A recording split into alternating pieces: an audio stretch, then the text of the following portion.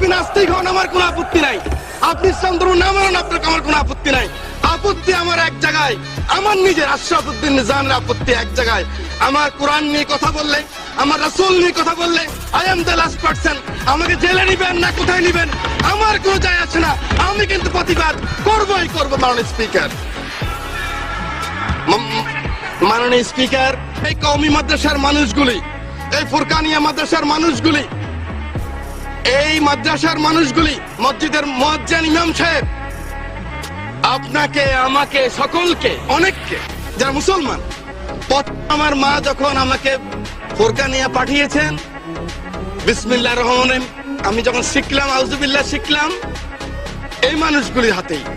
এই মানুষগুলি আমাকে শিখেছে মৃত্যুর পরে মান রব্বুকা মান হাযা, মান রব্বুকা মান দীনুকা মান হাযাল্লাযী ফিহি।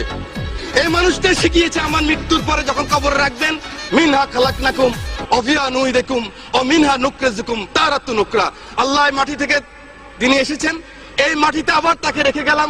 সেই মানুষগুলিকে একটা জিনিস আমি দেখেছি, মাননীয় স্পিকার, এভাবে কান ধরায় এই মানুষগুলিকে যখন এই কান ধরায় পিঠের মধ্যে লাথি মেরে যখন পার করেছে, গ্রাম বাংলা লক্ষ কোটি মানুষ তখন কান্না করেছে। মাননীয় স্পিকার, এটা কিন্তু আল্লাহ সহ্য করবে না।